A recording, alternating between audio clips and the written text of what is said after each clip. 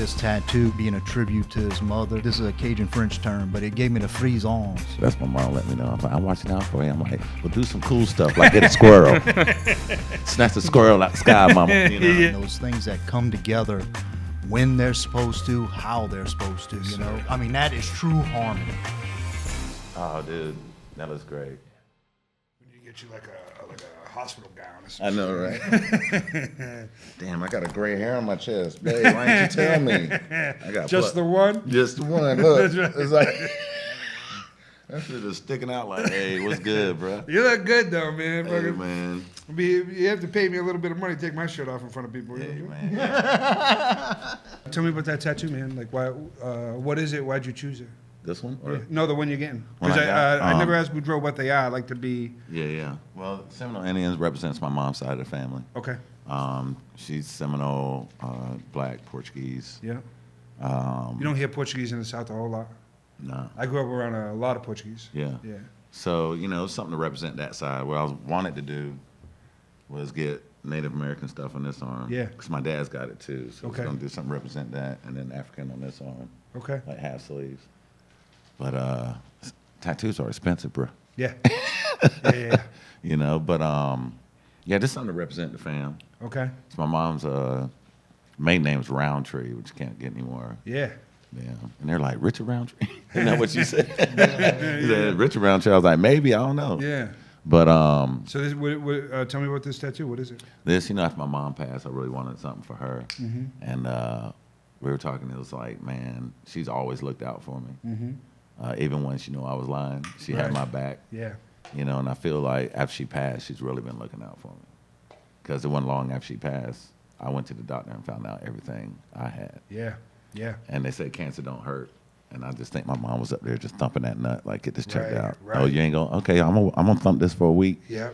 You know how we are, like, Yeah. it'll go away. Yeah. I'll go if I need to. Yeah. Yeah. And so that's when I went. Mm. And because I thought I had a hernia pull or something. That's Mm-hmm. how much it hurt. And then they were like, I don't know why you're in pain, but this is what's going on. Right. So I caught it at the earliest you could catch it. Wow. So if it wasn't for that, if I waited any longer, I'd have to do chemo and everything. But Right. just going that early Yeah. and finding it kept me from doing all the other stuff. Got you. You know, which was weird because they said I was too old. You know, I was out of the, Spectrum. yeah. The range. It's like yeah. 25 to 40. Okay. Here I am, what? It's like 50, I think. Yeah. Right around turn 50. Wow. I was like, damn. Or 49, actually. Yeah, it's been almost 2 years. Wow. So, yeah, so after And you're that. free of it? Like, Yeah. Yeah. I mean, last time I went, they checked. Good. I don't have to go back for a while. okay. But so far, so good. All right, You know? man. Good, good. Happy to No. hear that. And I didn't have to do, you know, since I don't have that extra ball, I'm lighter on my feet. Yeah. You know? You can throw higher kicks now? Oh my God, man! You know what I'm Like, it's weird because every once in a while I roll over and I'm like, get that phantom pain. Yeah. I ain't even there, man. You got me. You know? Yeah, yeah. So he's going to get started. If you hear that gun, just assume you're being tattooed. Oh yeah, for sure. Yeah, man, that's wild. What year was it your mom passed? It's been 2 years now. 2 years. Yeah. Mm. She That's a long died 4 2 years days then. after my birthday. Right. And you and your dad share a birthday, right? Yeah. He just turned 87. 87. He looks better than me. That pisses Yeah. me off. One of my favorite things is whenever I see a video you posted driving around listening to music with your dad, man, I fucking Yeah. love that. How often you guys still doing that? I try to do it every week. Yeah. But you know, with work and then sometimes I got shows. It's tough. Yeah, yeah. It's like his favorite thing to do, right? Oh, dude, Is it taking back? He still remember all the words and shit? all the words, like you It's know. wild, right? It's insane. You know, I saw an old video of this guy. You know, he could barely talk, was mute basically, and then when he played music, he sing right along to it. Music's that powerful. You know what I'm saying? It's like, you know. So I put on that oldies station channel, and he just goes along with it.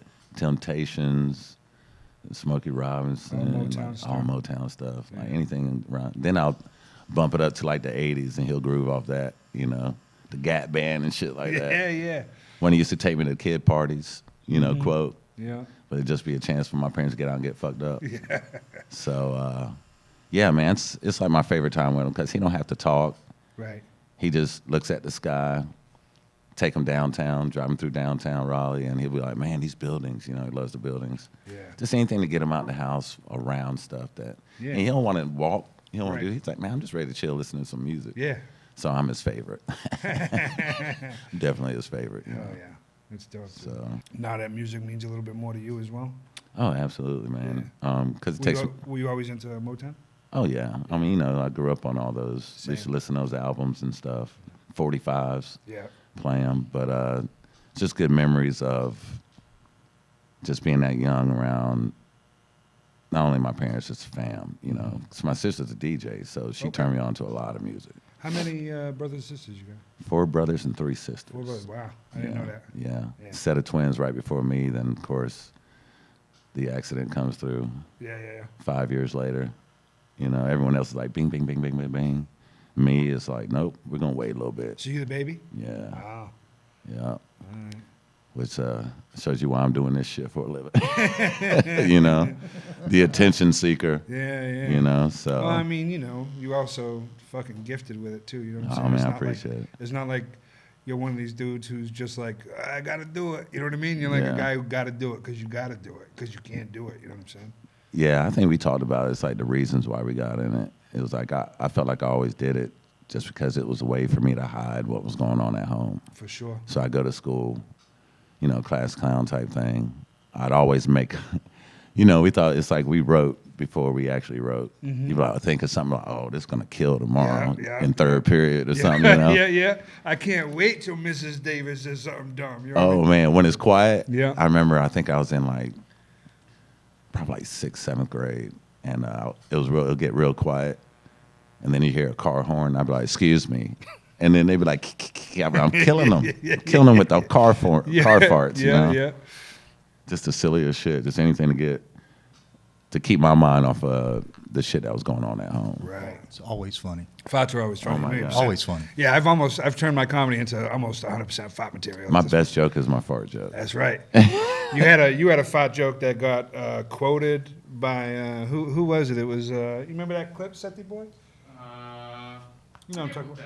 Oh, it was Joe List and Yeah. Mark Norman Yes. gave me a shout out. Yeah, And that was Mark super Norman cool. had just done Good Nights, and he comes off, and he was like, Well, Joe List. I was with Joe List did it. He told yeah. Mark Norman? Yeah, Said, "That's because the I best worked fart with joke." both of them. best fart joke I ever heard. He said. Oh man, I came off stage and he was like, "My feet were kicking up in the air. I don't usually laugh," and I'm like, "Dude, that's dope." How cool is it That's such a cool story, man. Yeah. It's got to be the best story I've heard in a Dude, long 'cause time. People hit me up and they're like, "Yo, you're getting shouted out." I'm like, "What did I do?" You know. And then I went and I saw it and I was like, "That's cool." Did you automatically think it was something bad No, that you I were mean, getting shouted out for? No, That's where my mind would go. Like, what did I do? With Shit. Matt Dameron, he's the one that hooked me up with the show with Mark and his spot. Okay. And then we went to Good Nights and worked together. But I think Joe List did that show too, Okay. apparently, and Wilson. And so they started talking about it because me and Mark Brady opened up for Joe List. Okay.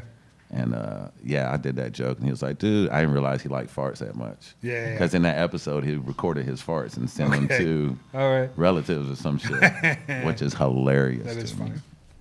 But yeah, man, I love farts. I mean, I think you and I are similar in this way where it's like, I prefer to be a little immature, man, because I'm still dealing with being a fucking kid. You know what I mean? And all the shit that happened back then. Yeah. But then I look at people who like deal with their actual lives, and I'm like, ugh, yuck. You know what I mean? Gross. It's gross, dude.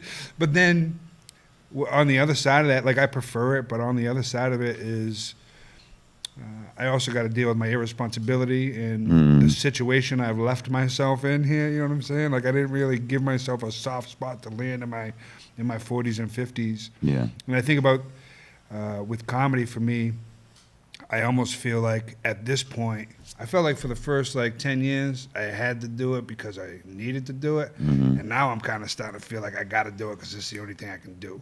Absolutely. You know what I'm saying? I'm Do you there. feel that? Yeah. Yeah. Oh, every time it's like, even when I want to quit, I can't. Can't. Yeah. Yeah. You know, I always get up. I'm like, man, do I really want to do this shit? Like last night was the first time in a long time I felt like I'm just going to get a check, and I hated that feeling. Yeah.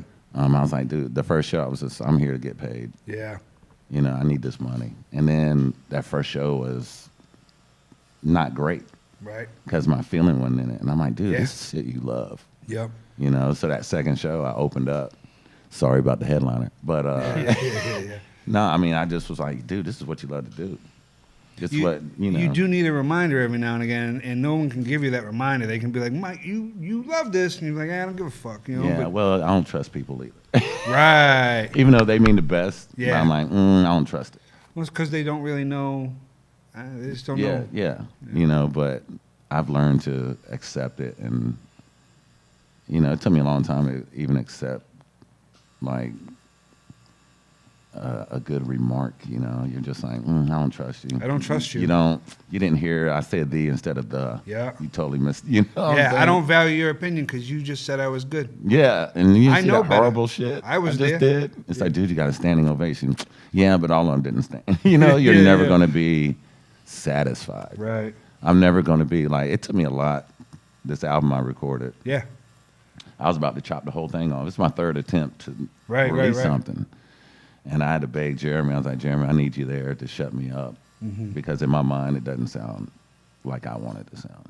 Yeah. And he was like, dude, it's one of the best albums we recorded, and I'm like, all right. So you recorded it at Goodnights with Helium Records, right?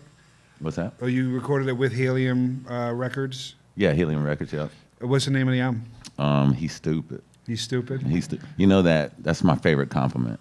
Yeah. That dude that don't laugh. Yep. And he just like, he's stupid. He's stupid. He's stupid. Yeah. You know? Yeah. If an old black woman tells me I'm stupid, Oh, man, it that's- doesn't matter what happened during the show. I know it was good. Yeah. Oh yeah. He's so stupid. That white boy's stupid. You're Yeah. like, yes, ma'am. Yes, ma'am. Right? Yeah. But it's always been my favorite because that dude ain't gonna laugh because he's too hard. So how do you still love comedy? Yeah. It's a love hate. You know how it is. Yes. It's a love hate. It's a relationship. It is. Yeah. You know, you got to work through some things. Yeah, man. we got to go to therapy. You got to work. Yeah, like, look, baby, we having a good time, but you know, hadn't been good the last few months. Yeah, you and know? I need you to chill. You know what I'm saying? Yeah, Yeah. I need you to pick me up. Yeah. Every Or now and put again, me- right? You know what I'm saying? So I still love. Of course, I love it. Yeah. I felt like, you know, we get discouraged sometimes. Yeah. A lot. So like, I was to a point to where, like, after the album is such a build up to that, me preparing for it. After it, I just had this lull. You Well, know? it's an emotional exhaustion that Yeah. comes with that preparation, the anxiety, and so this is one of those things that people who don't do it can't really understand, and it just sounds like self-service, but there's so much work and effort that goes into it. Not only the writing, the thinking about it, the anxiety, but it's an emotional dump, right? To get to that point where you're trying to immortalize this fucking work and this thing that's in your gut. Yeah. You put it out, and then you're gonna crash. How long did that crash last for you? Another thing too, you've spent so much time and effort into it. Yeah. Then you do it, and then you got the anxiety of what the fuck do I do next? Yeah. You know, and I haven't even recorded an album, and a big fear of mine is like, how do I ever write anything funny once Yeah. once I gotta, 'cause Get rid of that. We burn right it. there. Yeah, because you burn that material, Yeah. and then like. I'm using the hell out of it to my album. I'm burning the hell out of that Come shit. to every show. I got till the end of this month. I'm using every piece of it. But no, that's exactly right. You know, you think like, oh shit, now I got to write this hour. Mm-hmm. You know, and I'm not a fast writer Right. at all, but You right? I used to. Well, now it's changed. I used to be a real, notebook freak. Yep. But then I felt like I was getting too Rigid. robotic. Mm-hmm. So then I started freaking myself out by not having anything. I'll just do these two. Have these two jokes in my mind, and then what happens next? Yes. It gives me that extra anxiety, that fear to keep me up on my toes. Right. And you need that, right? And like Yeah. that's that price you pay for it. Like to be as good as you are, there's a price. You got to worry about it. You got to feel bad sometimes. You Yeah. got to have that anxiety. And like people are like, oh, you made X amount of money to do 1 hour. It's like, nah, dog, that shit took me 12 years. You know what I mean? No shit. Like they don't see the years behind it. It's a Picasso saying. What is it? So Picasso did a drawing for a that's lady right. one time, and it only took him 30 seconds, and he was like, "That'll be," I think he said X amount of something like money. $10,000. Yeah. And she was like, "But it only took you 30 seconds," and he said, "No, it took me 54 years." Right. You know, Yeah. because he was a real old man at that Yeah, time. you yeah. know. He had nailed it down. Yeah. You know. It's all that trial and error and All suffering and all that shit. You know? Yeah, God, that's man. the thing. It's like everybody looks at, you know, all these great artists and stuff like that, you know, and we look at the greats and we're like, man, so easy. You know, look how effortless. It comes and all, effortlessly, yeah. Yeah, and what we don't see is, you know, like all those things that go on. Like, Yeah. I'm bringing you to stuff that's successful. Mm-hmm. I got 5,000 times more shit behind me that was a failure, you Right. know?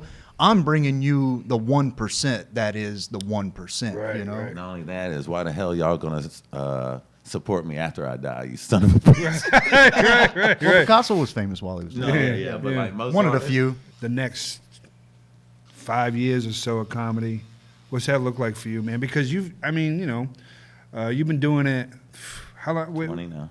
20 years. You know what I mean? Yeah. Hopefully the next step, you know, late night, something, you know, more TV stuff. I don't know, man. I just want to keep doing it and, you know, be at another level with it. Have you ever been a long-term vision guy? Like, you see it? Because, I know. used to be, but, you know, I had so many ups and downs in this Right, business right. that I'm like, you know what? I think it was Billy Gardell, one of the first people I ever talked to. He goes, never get too high on the highs and too low on the lows. Mm-hmm. Just keep it going, Right, you know, because, you know, his story, you know, I was with him before he got Mike Mello. right. And he was like, man, I'm about to pack up, go back to Pittsburgh. And then, boom, Yeah, big time TV star now, Right. you know. So, you know, they say you can't get too down. You don't get too up. I got up. Trust me. I'm like, oh. Yeah. Started at the bottom, now we're here. And then I'm like, Yeah, oh, now you're back at the bottom where you at. You know what I'm saying? So it's like, I just take everything now. I'm appreciative of everything I get, but I don't get as hype as I used to just because of the letdowns that it led to nothing. I wouldn't say it led to nothing. I definitely got better at it. But I just kind of go with the flow. Just try my best. My vision is to be respected everywhere I go, like my peers. I think you got that. Well, do you put less weight on some of the things? Like, I know, one of the first things I filmed for an online series, I was like, oh man, I better do the best I could ever do on Right. this because this means everything. Yeah. And it really didn't. Uh-huh. Like, you know, You put that on. yeah, you put that on yourself. So like being 20 years in, are you kind of like just kind of taking that pressure off yourself of No. like, I'm still going to continue to put just one foot in front of the other. And if no, it takes a big leap, it takes a big leap. If Yeah. it doesn't, it doesn't. No, yeah, to a point, but like I said, I had to put myself in a shitty position to make sure I'm at my highest on stage. Like, I gotta have that anxiety. I keep that. I keep the anxiety. I keep, like, I don't want to fuck up mode to keep me on my toes. But then That comfort will fuck you up, right? the comfort, and I got comfortable. Yeah. And that fucked me up. Yeah. When I was on the road with Russel Peters, I got comfortable. You know. And, Did you think so when you? Because you did a lot of traveling with Russel Peters, you did a lot of traveling with Tracy Morgan. When those things were coming up, was the comfort coming from a place of, oh, I got here, this is where I needed to be, everything, this is that forever? Was that No, I just knew it as a step in the right Gotcha. direction. Yeah. I knew it was a chance for more people to see me at once. I just got comfortable because of the lifestyle. I fell in love with the lifestyle, like, Yeah. and I ain't even have it. Right. You know what I'm saying? Right, I'm still getting 100. You were bucks. lifestyle adjacent. Yeah. Yeah. Exactly. Yeah, yeah. And Residual I'm like, lifestyle. yeah. falling off. exactly, man. I'm getting this by osmosis. That's right. That's right. You know, but I did get comfortable, but I quickly learned to, like, yo, man, like, the comfortable you are, the shittier you are, how you feel. Yeah. Anytime I'm comfortable, I get like, uh-oh. Yeah. Where is it? Where's it Yeah, coming? what's wrong? Yeah. You know, so I try to keep myself uncomfortable as much as That's possible. it's a fucked up way to live. Isn't it? It Oh, is, God. but it is absolutely necessary when you are. Do you consider yourself an artist? Yeah. Yeah. When did you? Because my guess is that you did not for a long time. No. When did that happen? Was it that shift? Because it seems to me, for me, it happened in the last couple of years. But it seems that word has been destigmatized in the comedian community for a long time. That felt like a weakness. We ain't artists. We're fucking.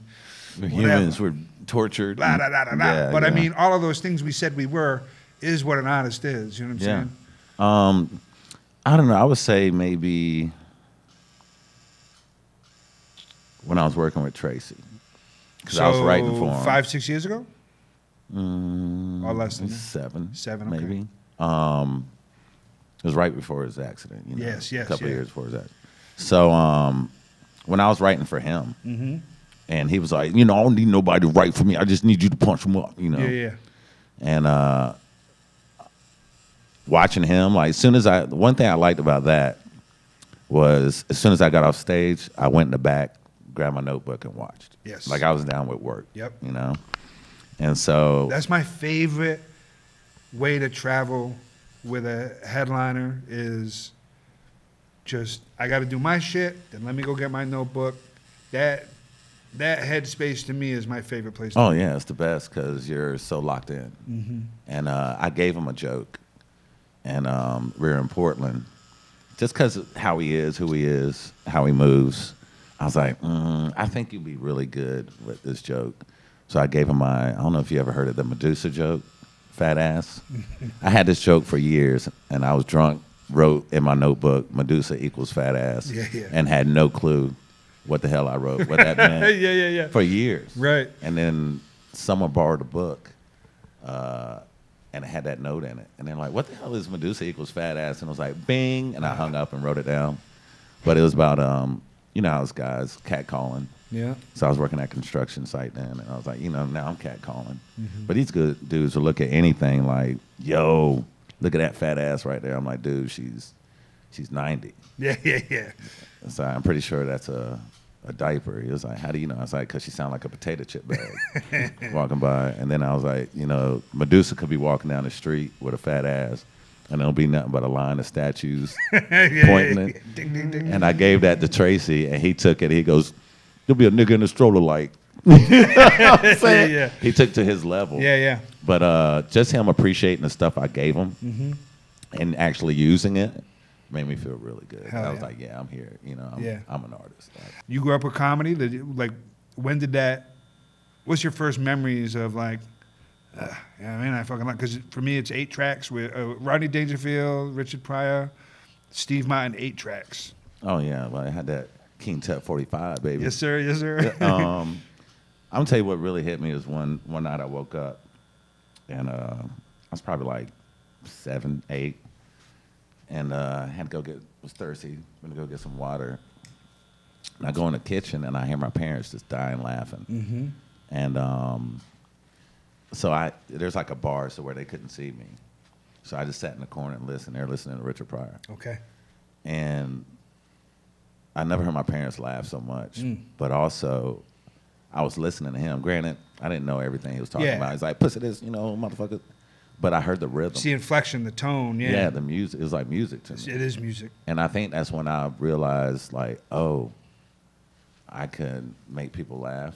Mm-hmm. And then, when I was going, like, my mom used to be an alcoholic and stuff. I would use that to block it out and go to school like everything's good at home. Yeah. So, in a way, I think that's when I started. Just it was a deflection. Mm-hmm. Comedy was a deflection for me. Yeah, I get that. So, but yeah, Richard Pryor in the kitchen, parents dying. Now listen to, Bill Cosby, watch Monty Python. Mm-hmm. That was what was so cool is that having older brothers and sisters, they turned me on to a lot of stuff. Yeah. So I think I was fortunate enough to get a good selection of different types of comedy at such a young age. Right. Not just being pigeonholed into one type of thing. Yeah, like Def Jam, you know. Yeah, You know what I'm saying? Yep. I got to see the British comedy. You see that a which lot now with newer comics who come in. You could tell that they definitely have one influence, and until they find themselves, they are that one thing. And you can see somebody who's brand new and be like, yeah, they like this person, they like that person. But coming from a varied background where, you know, you got the King Tut 45, that's going to change things up because that's completely different than prior and all of that stuff. Yeah. Yeah, and then getting to go fuck around at school, use it as a deflection is pretty dope. The fact that you said the music, this thing hit me it was probably 3 years ago. I'm a little, you know, it's wild how often things hit me now that I'm like, where the fuck was this 8 years ago? Yeah. But the music thing for me was probably like 3-4 years ago. I caught myself in the green room. I can't remember who I was listening to. But I was like, I was laughing, I was having a good time, but I had no idea what they were saying. Yeah. You know what I mean? I just knew, I could tell by the rhythm and I could tell by the crowd. And it flipped for me where I wasn't listening to the comic, I was listening to the crowd. I always thought when we think comedy as music or something like that we're thinking the instrument is the voice. It's all of it. It's the crowd. It's like, how do I play this crowd as an instrument? And I'm like, oh shit, that changed shit for me. Yeah. Because, you know, I black out on stage, man, and I'm like, everybody's laughing. I don't know what the fuck I'm saying. Like, I just know that there's a sequence of words I can say to elicit this reaction from the crowd. You know what I'm saying? Yeah, it's weird. You got to activate that nerve. Like, what's the formula to activate that nerve? Yeah. You know, because it's like that same nerve probably controls sad, excited, all these different things, you know. sure. So how do you put all those things together to activate that nerve that says, ha, ha, ha, ha? Yeah, you know? Yeah. I always thought of it like you're the conductor in a symphony, and the crowd is All the instruments. all the instruments. Yeah. You know, because that's one thing I like about watching you is that when you go off on a tangent is one of my favorites because one is so real, and everyone knows it, and it's just like you're like pop, no pop, you know. And I'm like, man, Eric out here murking, you know. But that's one of my favorites about you is because you're so honest, you're so real. And I think that's why people connect to you so quick. Well, I appreciate you saying that. And, you know, it's like I want to take that compliment, but instantly my brain turns it into me just being lazy. You know what I mean? Like, I don't want to write. So it's easier to just fucking say what I'm feeling. But it's not. Yeah. But it's not. You know, that's the hardest thing. Right. Because one, saying how you feel is one thing, but saying it in the rhythm and the timing and the punchiness of it that's hard. It's got to be weird, right? Like, Oh, yeah. to live in the headspace that I know that you live in a lot of the times, and then to get, I think that's one of the reasons I drank all the time at shows is because I couldn't handle the differences between my everyday brain and then how good it felt after a show. Man. You laughing at that? No, because I know. Yeah. I know, man. Yeah, man, I had to chill. Like, when I started, you know, I was drinking. Just get a little buzz. And then it got to the point where I felt like I needed to. And then I remember one show, I was like, dude, I sound horrible. Yeah. I'm slurring. I'm like, once I hear my own voice, I'm screwed. I don't care if I'm sober or anything. Yes. I can't hear it. But when I hear that, I'm done. I'm Yeah. like, fuck. But I still get stoned. But Same. it's funny now, like my buddy taught me a long time ago, he's like, don't smoke anything all day until right before you go up on stage. Because I'd be tired by the second show. Yeah. You know what I'm saying? Yeah. Because your energy is up, Yeah. down, up, down, up, down. So, man, the first time I did that, it was like wake and bake. Man, it was like the blinders were off. I was ready for anything. Like, people yell out shit, I got something for you, because I'm just letting it go. Yeah. I'm not restraining myself. Right. But You're in a different moment than you have been all day. Yeah. Yeah. So now it's like, all right, I don't have to smoke. You know? Like you want to. I want to, but sometimes I force myself because there's going to be times where I can't. Right. And I don't want to freak out. Yeah. know? That's it, man. You know? So it's like, all right, you can do this without this, and this. So, but I still enjoy it. It's just like you don't need a special set of shoes to tattoo.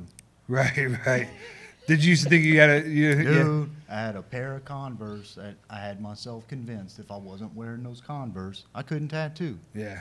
And if I didn't have a certain glove, tattoo wasn't going to come. It was all these arbitrary things that I would point the finger at. Yeah. And you just never realize that it's in you the whole time. Right. You know, so you build it up in your mind of it's got to be this exterior thing, Right. which is making me good. Yeah. Not well, me. I'm not Joe good. hasn't figured out any of that shit, so this tattoo ain't gonna be good. You know what I'm saying? My man wearing Adidas. Oh my God, he got Crocs on. This is an Adidas tattoo. I know, right? Oh. Anytime I'm doing eyes, I wear Adidas. Yeah, there you go. Yeah, man, it's like you got to teach yourself not to fall for those things. Do you have do you deal with like the stage shit? Yeah, there's one point, I think it lasted like, I don't know, a little while, but I was hyperventilating and really freaking out, you know, to the point where like, I can just leave. I can just leave right now. Right. If I have to, I can get out of here. Yeah. I'll slip down the steps on purpose. Right. You know, just seeing the stage empty and knowing I got to get up there sometimes fucks with my head. Yeah. So, like, there's a point there where I was hyperventilating and I had to go outside and calm myself down because I was freaking myself out. How'd you do that? Just like, dude, you've done this before. You've done this before. You've done this before. I was like, this is a different night. You know, it was a battle between yourself, you know. I'm 15, 16 years in. Yeah. I've been doing it this What whole the time. fuck? Why am I tripping? Yeah. You know? And then it's like, man, the magic words to me, it's like almost like a hypnotic thing. Mm-hmm. Fuck it. Fuck Like, it. I'm always ready to go until then. I'm like, you know what? I got a foot out the door. Yeah. You know what? I can leave right now. Give it up for Yeah. fuck it. You know? Yeah. And then it locks me in Yeah. to, like you said, blackout. I call it the Matrix. Yeah. Yeah. I think one of those parts is one of the times that happened, I went to just go visit Russel Peters in Atlanta. And he's at this big theater. It's like 4,000 seat or whatever. And me and Brandon are there chilling. He got beef Wellington. I'm like, dude, who has beef Wellington in their buffet? Is this in the writer? You know? Yeah. I'm about to grease. I have a whole Thanksgiving looking plate, you know, Yeah. like my plate full. Yeah. And his brother comes in. He's like, yeah, give Mello 10 minutes up front. I said, huh? Yeah. He said, I you just come all ate the way beef down Wellington. here just so you can hang out. And I was like, and to me, I was like, yeah, that's what I thought. He's like, give Mello 10 minutes up front. And then he's like, yeah, you should get ready. Show starts in 3 minutes. I'm like, what the? So I had to talk to people. I didn't have but 30 seconds to think about anything. Right. And I remember when they said my name, it was like, ladies and gentlemen. And I remember just blacking out. And I remember getting off. And Tony Baker was featuring. Okay. And he's- Strong. Man, he was like, man, you all smooth and shit. And then Russell came out, give me a hug. He's like, dude, you're ready. And I'm like, ready for what? I'm freaking out. And Brandon was there. He's like, bruh, he had tears in his eyes. I'm like, what did I just do? He said, come with me. He went to a quiet place. He's like, you murked it, man. You know, but that there was such a high pressure situation that it fucked me up for a good 2 months after that. The dump, emotional Oh, dump. man, yeah. Other shows I couldn't get up for. Oh, ooh. I Man, never it's only even thought of 200 that. people. Ah, I never even thought of that. Yeah, so it was like, dude, that fucked me up because it was such a high intense right now thing that everything else didn't feel, The same. It's not the same level. yeah. Yeah. And it took me a while to get back to where like, nah, this is what you love Man, to you do. eating beef Wellington. How the fuck I'm going to go I back know, to right? McDonald's? Man, fuck these wings. You know what I'm saying? Where my ribeye at? You know what I mean? Yeah. I need a ribeye. But What is beef Wellington? Beef Wellington is, go ahead. it's like meat with is it ham in it? Yeah, Something like that? Babe. She's like, I don't know. But yeah, it's like got It's a like very fancy steak with an injection Steak almost. dish of English origin made out of filet steak coated with pate and dukes, I don't know how to pronounce that, wrapped in puff pastry, then baked. yeah. So it's like a dough. It's a with whole meat. thing, man. Yeah. Yeah. It's But it was So good. It was so good. I was about to be like, nah, I'm good. You know, they say never say no to. Yeah. I'll be like, man, I'm good right here, bro.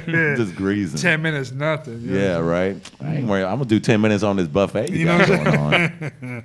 But yeah, that messed me up for a while because I was looking at other shows, going to other shows, and don't have that nervous feeling, which really scared me. I almost feel like, and it's so shitty, and people really can't understand it, but there is some sort of suffering we have to do to stay in that creativity, to get your mind to work the way your mind works. Things can't be okay.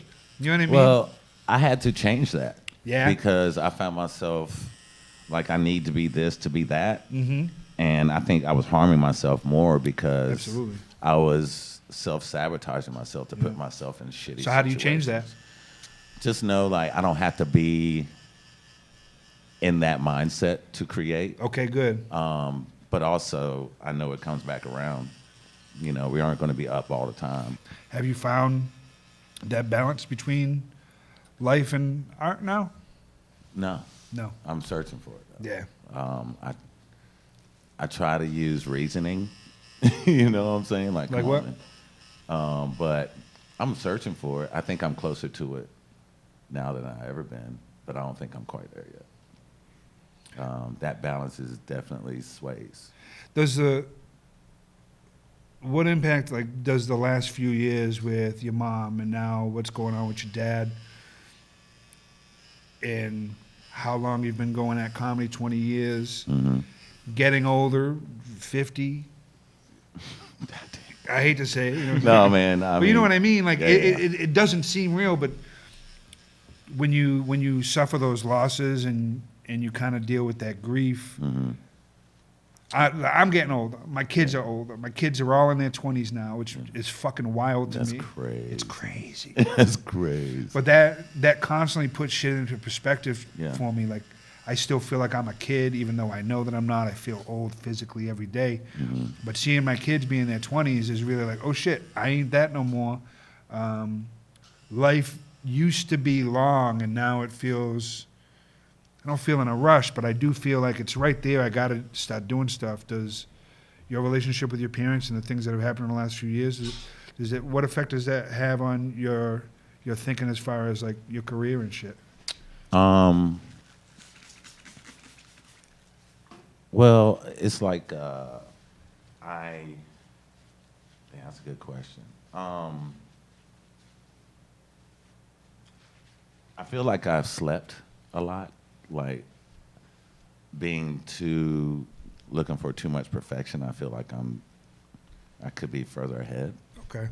I look at, I wish I'd done things more systematically to have my parents around and, like, do some dope shit with my parents being there. Like, my dad doesn't even know or even remember I just filmed some shit with D.L Hughley. Right. He doesn't even remember going to any of my shows. But I just wish I had more confidence in myself to make those moves. Now, I think I do have the confidence to a point. But I still think I have to grow in that area to be, you know what, dude, you're good. It's all right for you to put yourself out there. How do you grow in that area? You got to trust yourself. Yeah. It's all about trust, It's difficult, right? It is. I mean, Jesus It Christ. is. Because, how we think of ourselves. No one's going to have a harder time, no one's harder on us than us. Yeah. And I think I've been too hard to where I'm not where I probably should be. You've hidden But yourself. I'm also where I should be. Right. You know? Yes. Wow. That juxtaposition of those feelings, like knowing I should have done things differently, but also I am right where I'm supposed to be is, and that's why it gets back to art for me. You know what I mean? Yeah. Like it's messy. It is. All of it's messy, but that's who I am. That's why I fit so well in it. Yeah. You know what I'm Yeah. saying? It's like, It's all the things you hate about yourself are the things that make you great. Yeah. You know, Yeah, and I mean- accepting those flaws and loving that beauty Yeah. is so difficult. It's just so difficult to do. Yeah. I hope we all get there at some point, man. Whenever Mike and I were doing the little pre-interview, Yeah. we were talking about, like energy alignment and stuff like that, and those things that come together when they're supposed to, how they're supposed to, Yes, you know. sir. And, like this tattoo, being a tribute to his mother, and he shared with me that he and his father were at an artist gallery showing, and that artist gave them a painting, and man, it gave me this is a Cajun French term, but it gave me the frisons whenever he was talking about it, and especially whenever he sent me a picture of the painting. Did it not look like Dude, I mean, it gave me Adam Cohen? Adam Cohen. I got some of his art in my house. Yeah, I mean, it gave me frisons, and I was just like, dude, this is so special, man. Like, it's just so special. And I was like, man, that energy was there. Yeah. So I think all that self-doubt and everything, I think it's a lot of us that we just get our energy off, and I'm not going to start preaching chakras and all that because I'm an idiot whenever it comes to that ain't stuff. nothing wrong with that. But I mean, whenever we do have all of our energy aligned, and we do have confidence in ourselves, and even if we don't have confidence, but we get that little bit of a win, I think we're setting ourselves up for tomorrow to be better. Oh, yeah. Yeah, but tomorrow being better isn't guaranteed. Right. It could suck just as much as today, Yeah. But I think if we sit there and we focus on today's always going to be bad, like you sharing with me that, your father felt like the world was out to get him. I think if you have that mental space all the time, the world's going to be out to get you. You create it. You put that out there. It's like the universe talking to you. Oh, is that what you want? Yeah. So I get that. Yeah, my mom thing. So Adam was giving away free art. Yeah. To people usually. He don't set up wouldn't have a it. program. Yeah. Yeah. He's talked to me a few times. I'll post a link in the. Yeah. Yeah, definitely. And my dad kept going this one picture of this black woman, and I was like, "Which picture you want?" Here I am trying to be like, get one of Adam's because I like Adam's paintings, but he loved that one. Yeah. So he got it, and then Adam was wrapping it up, and I looked up, and I was like, "Yo," because my brother was there too. I was like, "Mark, look at that painting right there." He's like, "Oh," and I was like, "Does that not look like Mom's eyes?" Yeah. And then you look closer, it's almost her nose too. So Adam saw that as like, "It's yours." I was like, "Nah, Adam, I can't." And of course, Cooper is sweet view as she is. She's like, "No, an artist knows Yeah. who it belongs to, and it's yours." Yeah. So I sent him the Dude, book. it was just I was like, man, that is the universe coming to harmony. Yeah. Like, I mean, that is true harmony, man. Yeah, man. So, I was telling him, not long after my mom died, I was outside smoking, and her Native American name given to her was White Feather, because she was so light. Yeah. And I'm outside smoking. It's probably less than a week, maybe. And I'm outside, and this hawk lands on my neighbor's fence. Mailbox. And I'm like, damn. I always like hawks and shit. So I'm sitting there looking. And it took off, and one white feather fell. So I went and grabbed it, put it in the book. And I was like, that's my mom, let me know. I was like, I'm watching out for you. I'm like, well, do some cool stuff, like get a squirrel. Snatch a squirrel out the sky, mama. Yeah. But, I just honestly think my mom's always, we were tight. We've always been tight. Yeah. So I've always feel like she's always around looking out for my best interests. Hell yeah. She was- That's dope. I got a couple silly things to end on. I got to ask you these questions I'm asking everybody. So these will be, little short ones. What's your favorite candy bar? If you can only have one candy bar for the rest of your life, all the other candy bars disappear. This is the only one that shows up whenever you go to buy candy. What candy bar is it? Damn, man. I don't even think they make it anymore. Three Musketeers. Oh, they still Oh, make yeah. it. Yeah. Yeah. I had I that had- last night. I had it last I got night. that on the Really? table. Oh, Not this table. Same question, but fast food restaurants. You only get one for the rest of your life. What is it? Taco Bell. Taco Bell. What's your order? What do you get? Oh man, I'm big balling now, so I do 3 steak soft tacos. Look at you. And I got to get a freeze. Okay. Either blue raspberry freeze, and then the Locos tacos. All right. Shells. Perfect. Get that. Would you rather have foot ears or ear feet? Ear feet. Ear feet. Yeah, How come? because my feet are ugly. I don't need them up here. So keep them things down there. You know. That is the best. That is the That is best the best That's the best reason answer. for Yeah. so far that we've had. You can only have one kind of chips for the rest of your life. What is it? Doritos, spicy. Wow, we've had a lot of Doritos. It's almost Different all Doritos, Doritos, answers. yeah. this Oh week. yeah. Yeah, we've only had one. I mean, other. Cool Ranch could throw it in there too, but You know what Okay. I'm saying? yeah. Are there any jingles from when you were a kid and watched TV that stick out in your head? Like there's one from when I grew up, a commercial I used to see all the time. It was like Bernie and Phil's quality, comfort, and price. Oh, That's man. nice. A Do you have jingle? any TV jingles? TV jingles. Deep cuts that still live in your brain. Ooh. No pressure. You know what? I don't know. It's not really a jingle, but I always hear that yeah from the Chuck Wagon. Okay. You know that dude with the little Chuck Wagon? The dog be like, yeah.